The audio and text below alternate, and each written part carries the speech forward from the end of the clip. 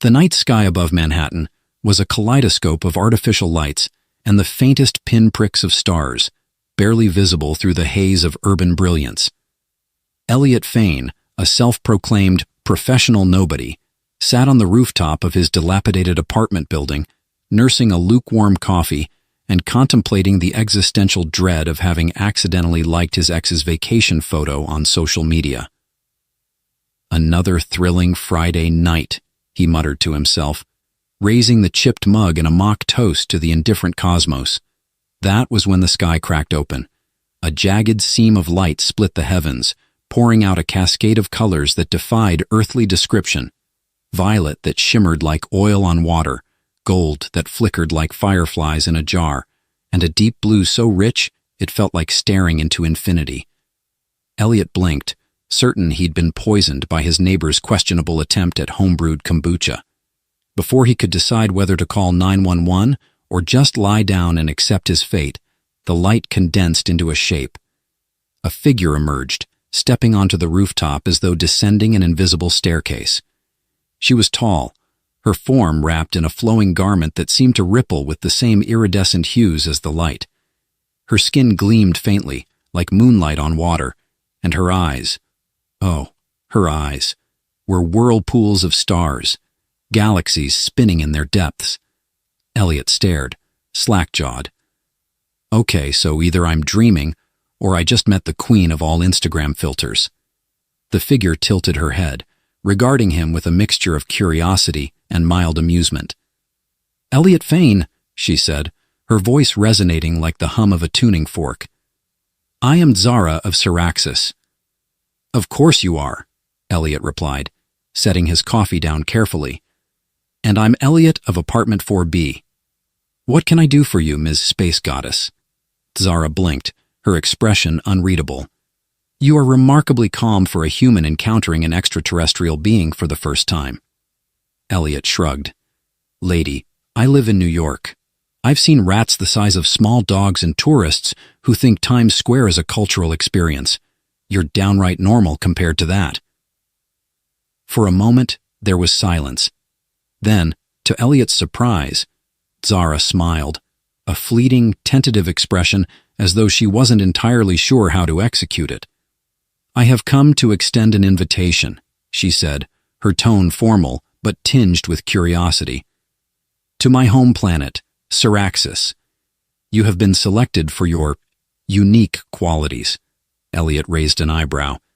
"Unique qualities? You mean my devastating charm and impeccable sense of humor?" Zara's head tilted again, her star-filled eyes narrowing slightly. "Your resilience. Your capacity to remain unfazed in the face of the unknown." "Well, I've always said I'm too stubborn to be scared," Elliot said, leaning back against the rooftop's rusting railing. "But why me? Surely there are more impressive humans out there. Astronauts, scientists, that guy who invented pizza bagels." Zara stepped closer, the air around her shimmering faintly. "Your perspective is intriguing. My people have studied Earth for centuries, yet we find your kind endlessly paradoxical.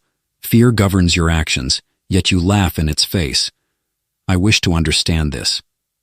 Elliot considered this, scratching his chin. "So, let me get this straight. You want to take me to your alien planet because you think I'm good at not freaking out?" "In essence, yes."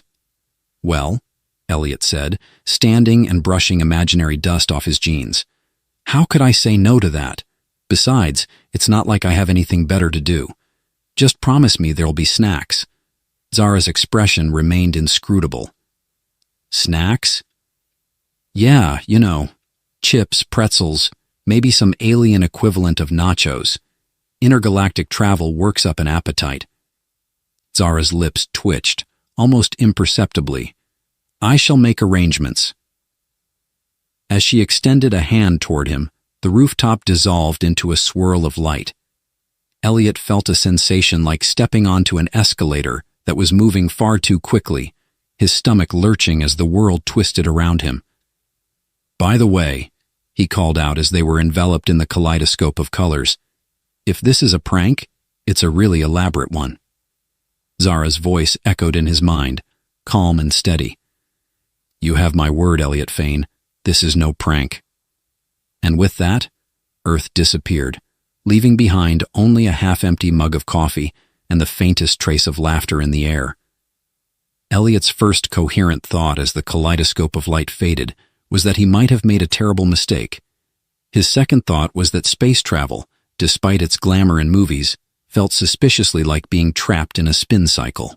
When the dizziness finally subsided, he found himself standing in what could only be described as the lobby of a luxury hotel designed by someone with a fetish for black holes.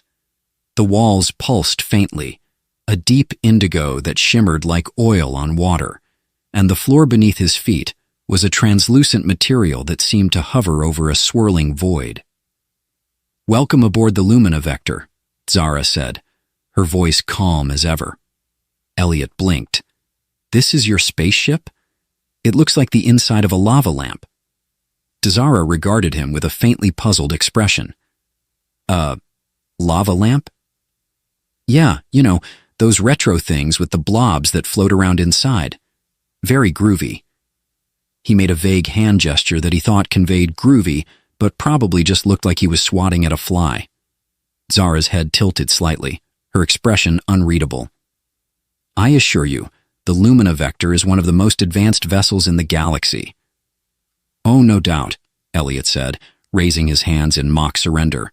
"I'm just saying, if you ever want to make extra cash, you could rent this place out for alien disco parties." A faint hum filled the air, and Elliot realized it was coming from the walls themselves.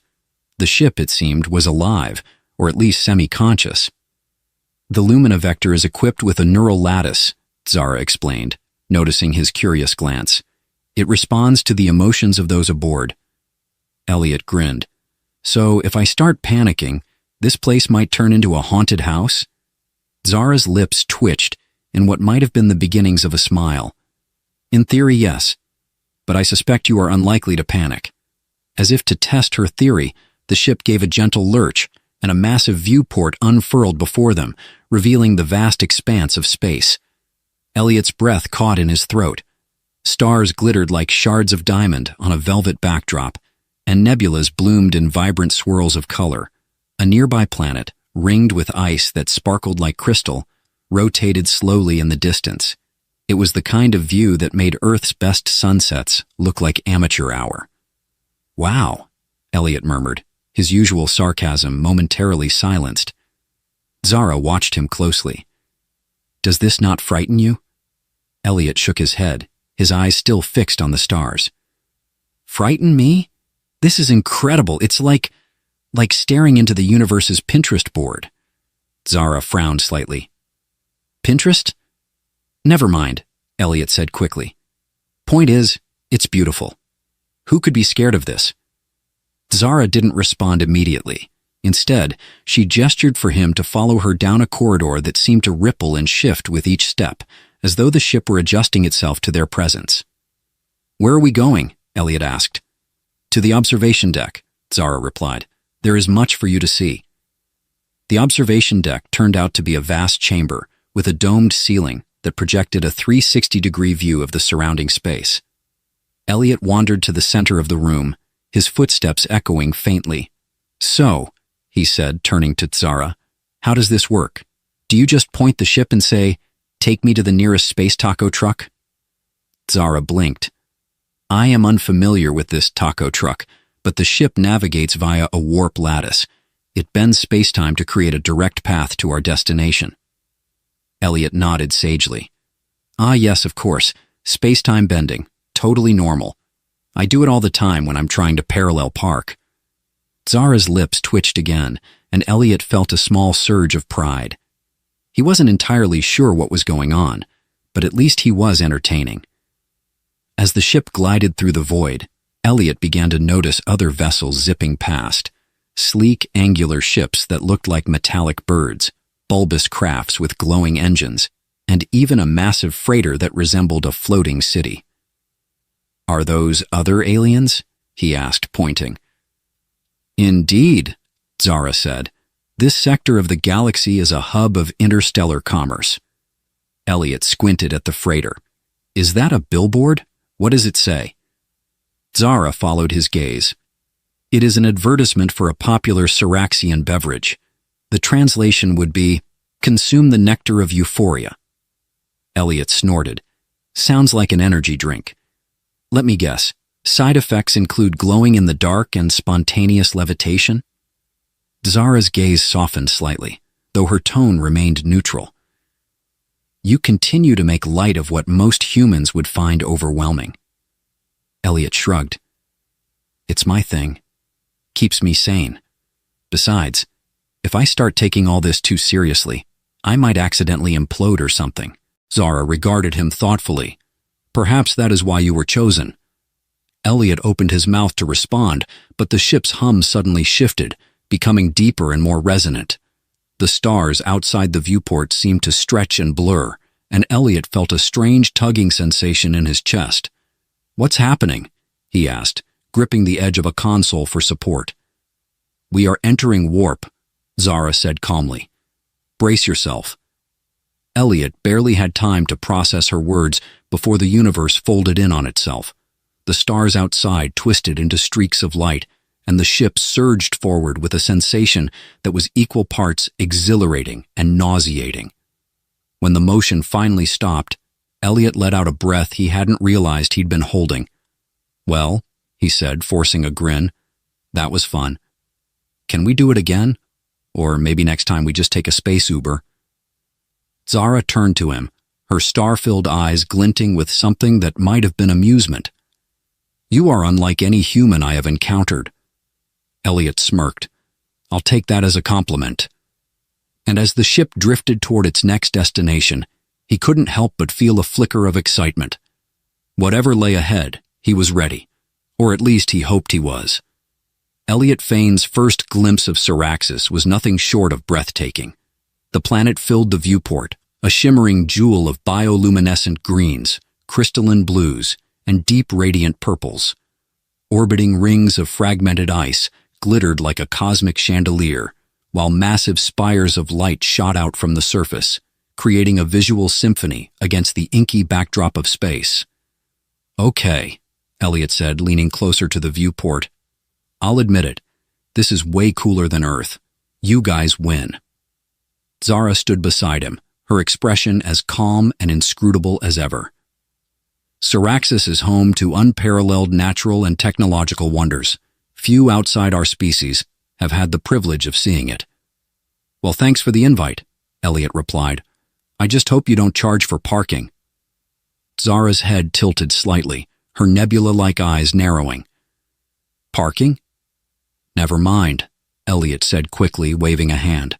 Let's just say Earth has a lot of rules about where you can leave your spaceship, or your car, or your dignity, for that matter. The ship descended gracefully, slicing through the planet's atmosphere with barely a ripple. As they approached the surface, Elliot could see more details of the landscape. Towering crystalline spires reflected the light of a twin sun, casting rainbows across vast, shimmering jungles. Rivers of liquid light meandered through valleys, their currents glowing in hues that shifted like a living aurora. When the ship finally touched down on a landing platform that seemed to materialize out of thin air, Elliot's excitement was tempered by a growing curiosity and just a hint of nervousness. So, he said, turning to Zara as the ship's ramp extended, what's the dress code here? Am I about to embarrass myself in jeans and a t-shirt? Zara regarded him with what might have been amusement. Your attire is irrelevant. The people of Syraxis are more interested in your essence than your appearance. Well, that's a relief, Elliot said, because I left my tuxedo on Earth. The ramp extended fully, revealing a welcoming party of sorts. A group of Syraxians stood at the base, their tall, elegant forms glowing faintly in the planet's soft light.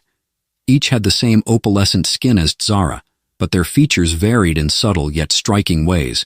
Some had elongated limbs, others bore intricate patterns on their skin that pulsed rhythmically. Elliot hesitated at the top of the ramp. Okay, quick question. Do I bow, wave, or just awkwardly shuffle forward like I'm at a middle school dance? Zara stepped forward, gesturing for him to follow, Simply be yourself, Elliot Fane. Yeah, that's what I'm worried about, Elliot muttered under his breath as he descended the ramp. The Syraxians watched him intently, their luminous eyes filled with curiosity. Elliot could feel their gazes like a physical weight, but he refused to let it rattle him. Instead, he offered a lopsided grin and a casual wave. Hey, everyone. Nice planet you've got here. Love what you've done with the place. The group exchanged glances, their expressions unreadable. One of them, a tall figure with a shimmering crest on their head, stepped forward.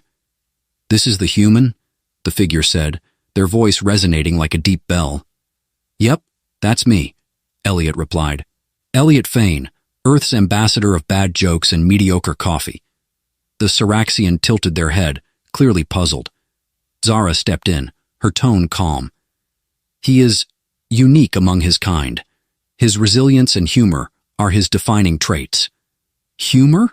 The figure echoed, as though tasting the word for the first time. Yeah, Elliot said, nodding. You know, jokes, laughter, not taking everything so seriously. It's kind of my thing. The Syraxian regarded him for a moment longer before stepping aside. We shall see. As they moved deeper into the city, Elliot couldn't help but gawk at the architecture. The buildings were impossibly tall, their crystalline structures refracting light in dazzling patterns. Hovering platforms zipped through the air, carrying Syraxians from one spire to another, and the streets below were alive with bioluminescent flora that seemed to pulse in time with the planet's heartbeat. This place is like a sci-fi fever dream, Elliot said, craning his neck to take it all in. Do you guys have theme parks? Because I'd totally pay to ride one of those hover things. Zara glanced at him. The platforms are not for recreation. They are an efficient mode of transportation. Right, Elliot said. Efficiency.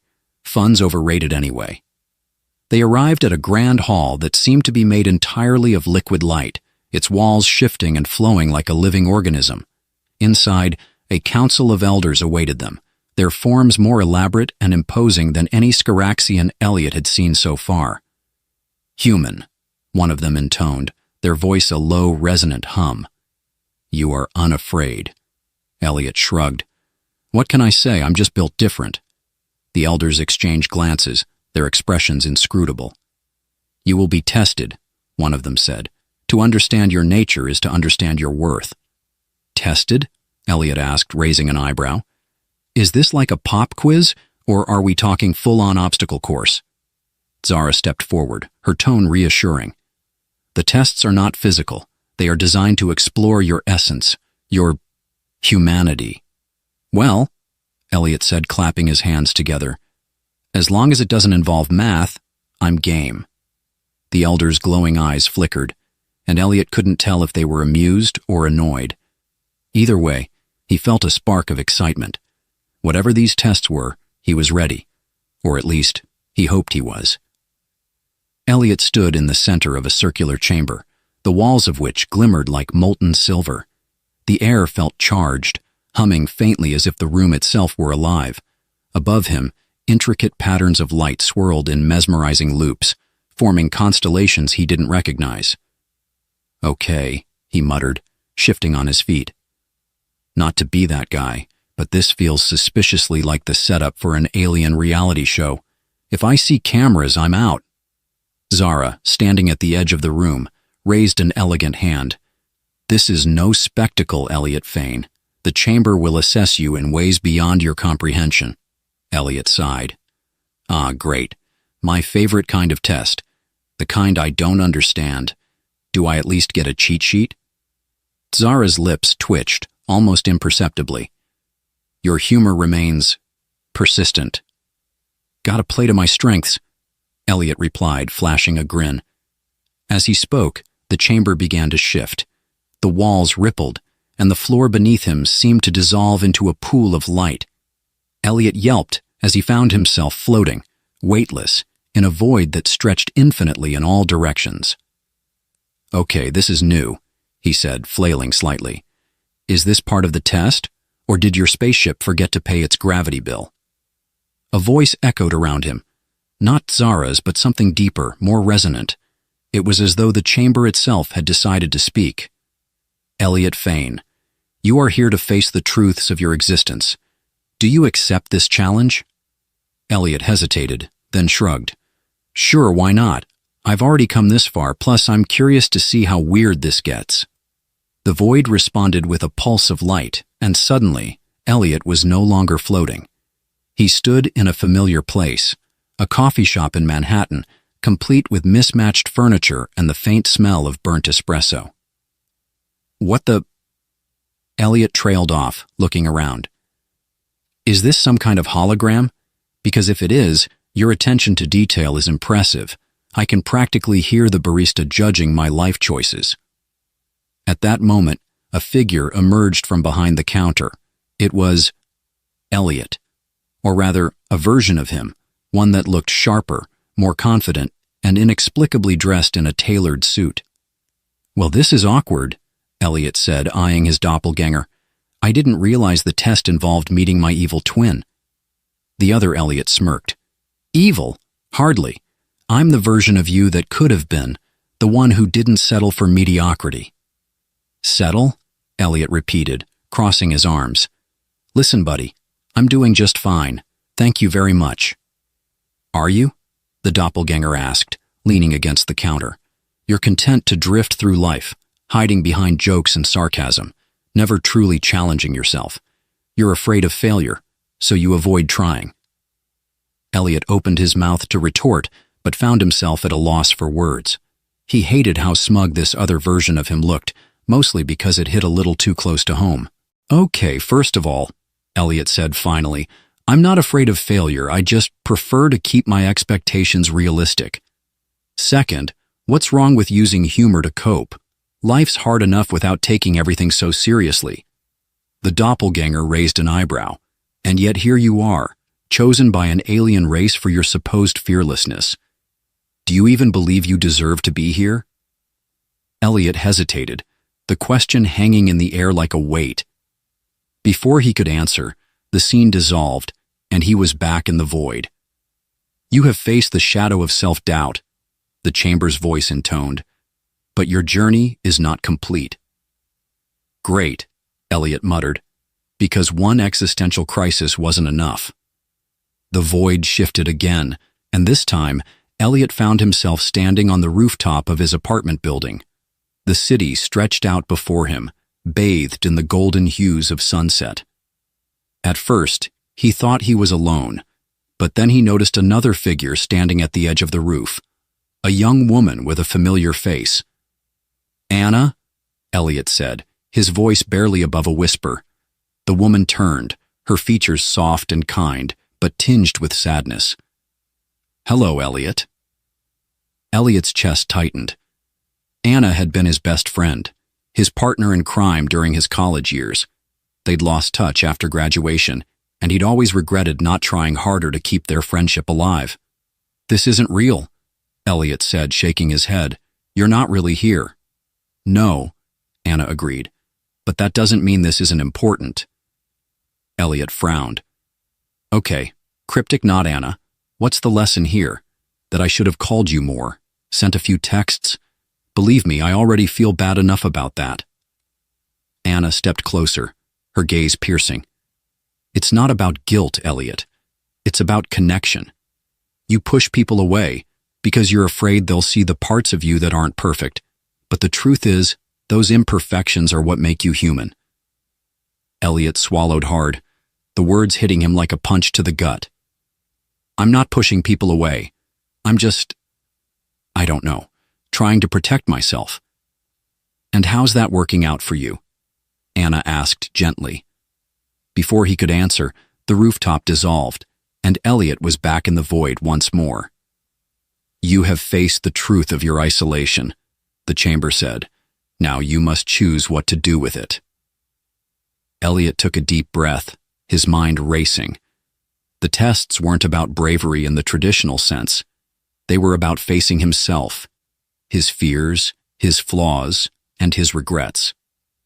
Well, he said aloud, if this is supposed to make me feel unworthy, you're doing a great job. But guess what? I'm still here, and I'm not giving up. The void pulsed with light, and Elliot felt a surge of warmth, as though the chamber itself were acknowledging his resolve. When the light faded, he was back in the circular room, Zara standing before him. "You have completed the first phase of the tests," she said, her voice calm. "And you have proven intriguing." Elliot let out a shaky laugh. "Intriguing? I'll take it. Now can we grab a snack? All this soul-searching is exhausting." Zara's lips curved into the faintest of smiles. "Perhaps that can be arranged." And as they left the chamber, Elliot couldn't help but feel a flicker of pride. He might not have all the answers, but he was ready for whatever came next. Elliot's stomach growled audibly as he followed Zara down a corridor that seemed to stretch into infinity. The walls were alive with shifting colors, and faint melodies hummed through the air as if the planet itself were composing a symphony. "So," Elliot said, trying to break the silence, "this snack you mentioned, are we talking chips and dip, or is it more of an intergalactic buffet situation?" Zara glanced at him, her expression unreadable. "You will find Syraxian sustenance unique." "That's not ominous at all," Elliot muttered.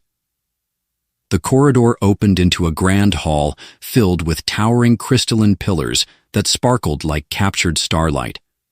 In the center of the room was a massive table, its surface appearing to ripple like liquid mercury. Hovering above it were dozens of floating dishes, each one glowing with an otherworldly light.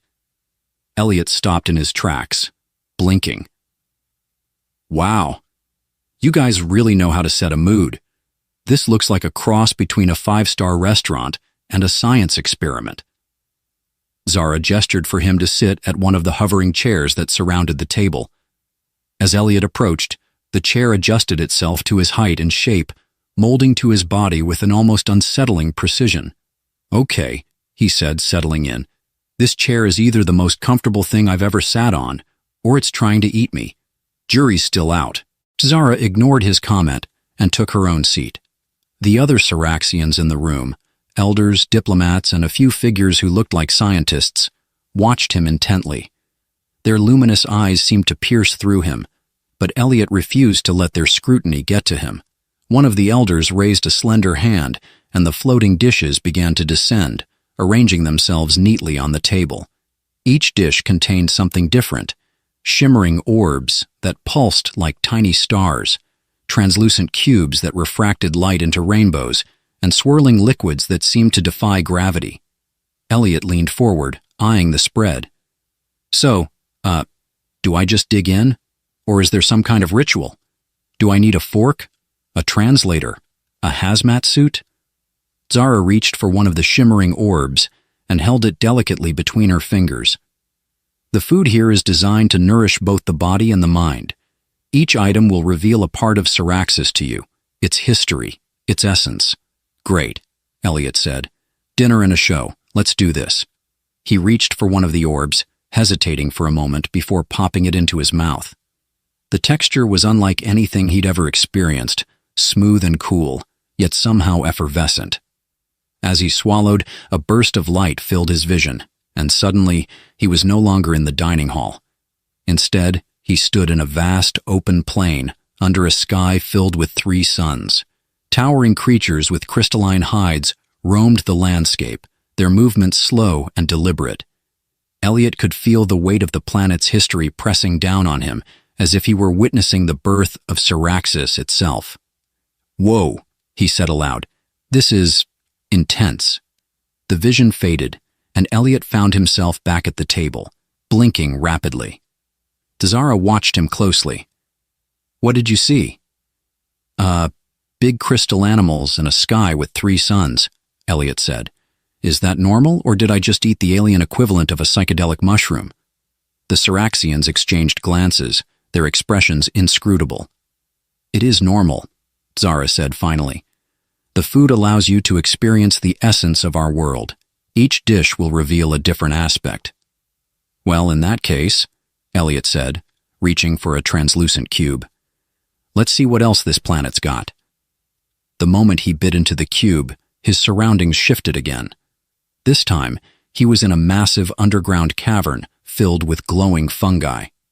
Cyraxians moved through the space, their forms blending seamlessly with the bioluminescent environment. He could hear their thoughts, not as words, but as a symphony of emotions and ideas, harmonizing in a way that felt both alien and familiar. When the vision ended, Elliot let out a low whistle. Okay, that was wild. You guys have a pretty trippy way of sharing your culture. One of the elders leaned forward, their glowing eyes fixed on him. And what do you think of what you have seen, human?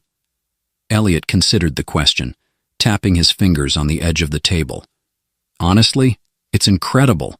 Your planet is like nothing I've ever imagined, but it's also a lot to take in.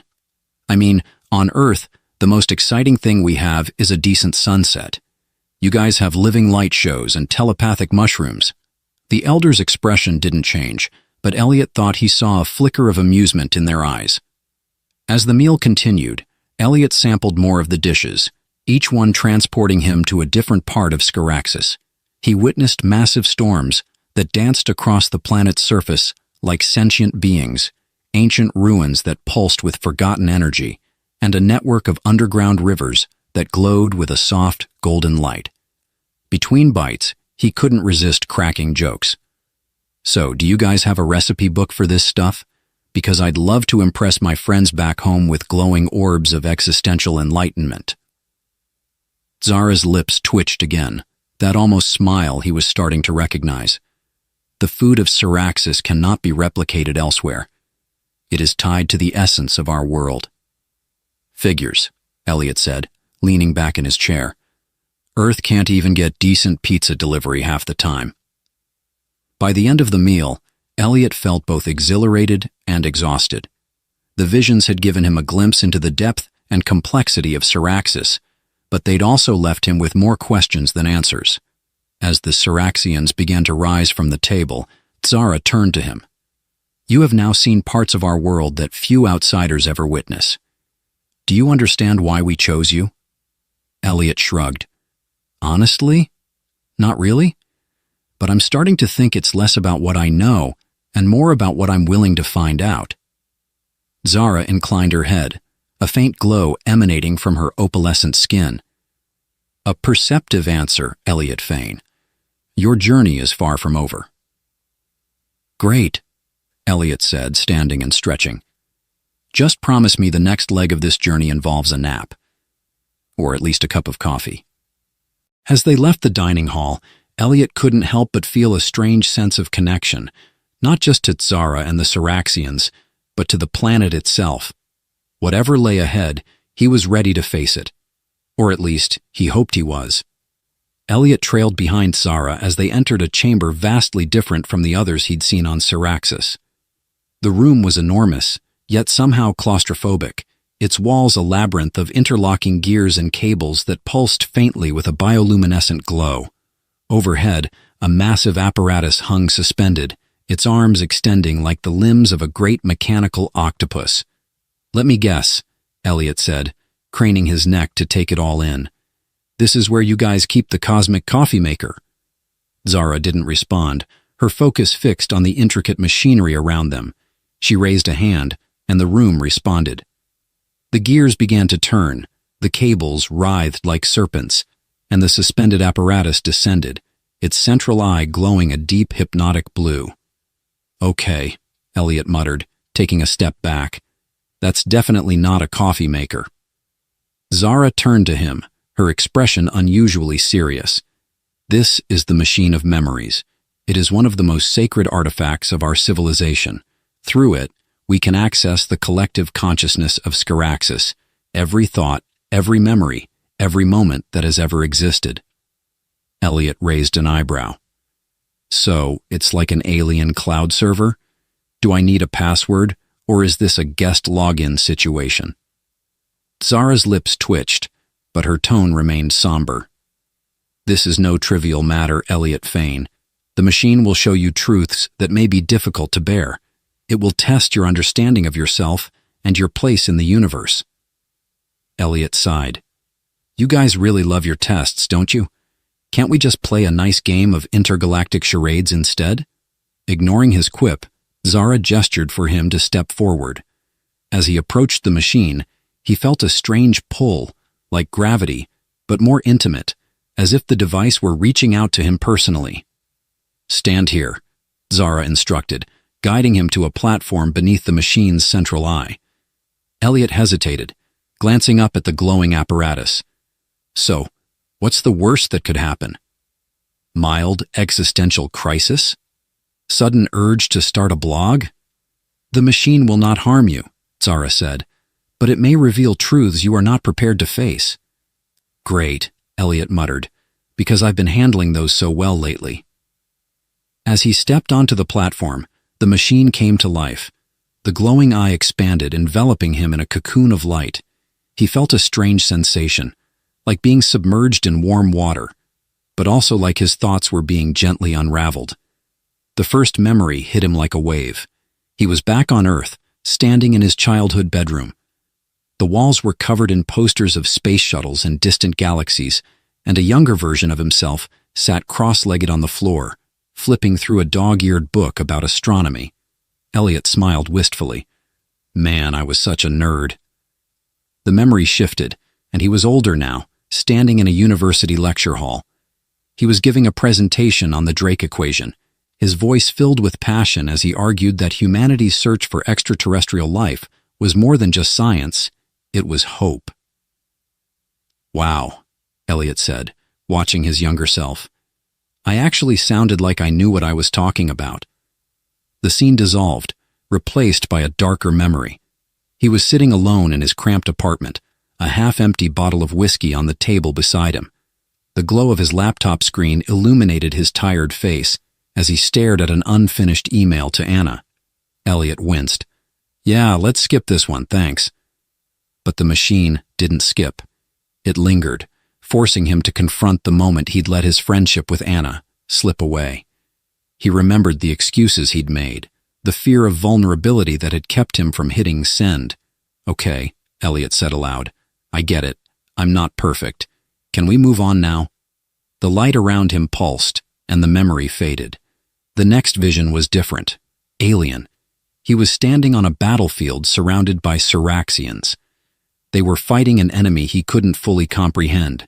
Shadows that moved like liquid, their forms constantly shifting. The Siraxians fought valiantly, their crystalline bodies glowing with a fierce inner light, but the shadows were relentless. Elliot felt their fear, their desperation, as if it were his own. He wanted to run, to hide, but he couldn't. He was rooted to the spot, forced to witness the carnage. And then, just as suddenly as it had begun, the battle was over. The shadows retreated, and the Siraxians stood victorious, but at a great cost. The ground was littered with the fragments of their fallen, their light extinguished. Elliot's chest tightened. "Is this your history?" The machine's voice resonated in his mind, deep and melodic. "It is a part of us, as it is now a part of you." The light around him dimmed, and Elliot found himself back on the platform, his knees weak. Zara stepped forward, her expression unreadable. "You have seen what the machine wished to show you," she said. "What do you feel?" Elliot took a shaky breath. "Honestly, like I just binge-watched the most intense documentary ever made. But also, I don't know. Sad, angry, inspired. It's a lot to process." Zara nodded. "The machine reveals not only our past, but your potential. It shows you the choices that define you, the connections that shape you." Elliot ran a hand through his hair. "Yeah, well, I'm starting to think my choices could use a little work." Zara placed a hand on his shoulder, her touch surprisingly gentle. "The fact that you recognize this is a strength, Elliot Fane. You are more than you believe yourself to be." Elliot managed a weak smile. "Thanks, but I think I'll hold off on the motivational posters for now." As they left the chamber, Elliot couldn't shake the images he'd seen. The hopes of his younger self, the regrets he carried, and the resilience of the Siraxians. The machine had shown him more than memories. It had shown him the threads that connected him to a greater whole. For the first time, he began to understand why Zara and her people had chosen him, and for the first time, he felt ready to embrace whatever came next. The air on Syraxis had a new quality as Elliot and Zara emerged from the chamber of the machine of memories. It wasn't just oxygen or some alien equivalent, it was alive with possibility. The world felt closer now, as if the planet itself had decided he was part of its story. Elliot adjusted his jacket, which was now slightly worse for wear after the memory machine's intense revelations. So what's next? Do I get a diploma, or at least a souvenir mug that says, "I survived the machine of memories, and all I got was this lousy existential crisis"? Zara's laugh, a sound Elliot had come to treasure for its rarity, was soft but genuine. "You jest, but your role is far from over." "Of course it is," Elliot said, gesturing grandly, "because the universe just loves throwing curveballs at me. What's next? A dance-off? A surprise quiz on alien etiquette?" Zara led him to the edge of a cliff overlooking a sprawling city of crystalline spires. The structures shimmered in hues of violet and gold, and the faint hum of the Syraxian collective consciousness filled the air. Below, the citizens moved like threads in an intricate tapestry, their movements purposeful yet harmonious. "This," Zara said, spreading her arms, "is Syraxis at its heart. A civilization built not on conquest, but on connection. Every being here contributes to the whole, their thoughts and energies interwoven." Elliot leaned against the railing, gazing at the city. "It's beautiful, and kind of intimidating. Back on Earth, we can't even agree on pizza toppings, let alone achieve this level of unity." Zara tilted her head. "Your world has potential, Elliot Fane. But potential requires guidance and courage to realize it. That is why we brought you here." Elliot frowned. "Wait, are you saying this whole trip was some kind of cosmic leadership seminar? Because if so, you could have just sent me a PowerPoint." Zara's expression softened. "You misunderstand. We did not bring you here to change you. We brought you here because you already possess what is needed." "Fearlessness?" Elliot guessed. "Not fearlessness," Zara corrected. "Resilience. The ability to face fear and move forward anyway. That is what sets you apart." Elliot scratched the back of his neck. "Yeah, well, I wouldn't say I'm fearless. I just compartmentalize really well and make bad jokes when I'm nervous." Zara stepped closer, her opalescent eyes locking onto his. "And yet, you stood before the machine of memories. You saw not only our pain but your own, and you did not turn away. That is courage." Elliot opened his mouth to respond, but a sudden shift in the air cut him off. The hum of the city grew louder, more urgent, as if the planet itself was issuing a warning. "What's happening?" he asked, his voice tinged with unease. Zara's gaze snapped to the horizon, where a dark, swirling mass was forming in the sky. "It is the rift," she said, her voice grim. "A tear in the fabric of our reality. It has been dormant for centuries, but now it awakens." "Of course it does," Elliot muttered. "Because why not throw an apocalyptic event into the mix?" The rift expanded, tendrils of shadow spilling out and reaching toward the city. The Syraxians below moved with a calm urgency, their collective consciousness guiding them to safety. Zara turned to Elliot, her expression resolute. "The machine of memories showed you our history. Now you must help us protect our future." Elliot blinked. "Me? What am I supposed to do? I'm just a guy who's really good at trivia and mediocre at parallel parking." "You are more than that," Zara said. "The rift feeds on fear and disconnection. Your presence disrupts its power. You must stand at the heart of it and remind us all of what we are capable of." Elliot stared at her, his mind racing. "So, let me get this straight. You want me to walk into that thing and... what? Give it a pep talk?" Zara placed a hand on his shoulder. "Trust yourself, Elliot Fane. You have faced your fears before. You can do so again."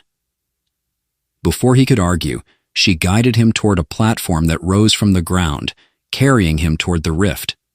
The tendrils of shadow writhed and hissed as he approached, but they didn't touch him. Elliot took a deep breath. "Okay, Rift. Listen up.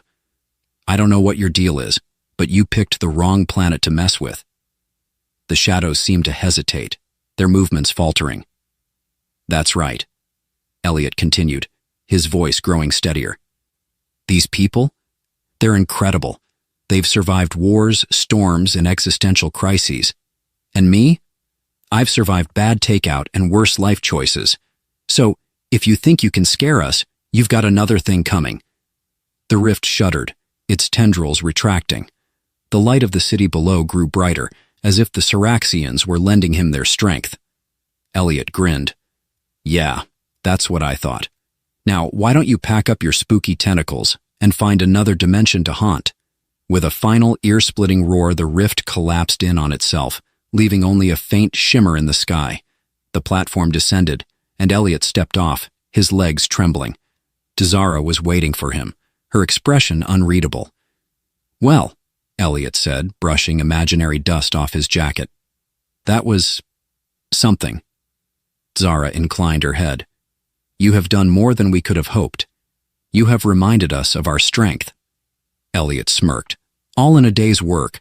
Now, about that nap." As the city below erupted in celebration, Elliot felt a strange sense of peace. He had come to Syraxis as an outsider, but now he was part of something greater. For the first time in a long time, he felt whole, and as he looked at Zara, he realized he wasn't just a visitor to this world. He was its ally, its friend. "Ready for the next adventure?" Zara asked, her eyes gleaming. Elliot grinned. "Always."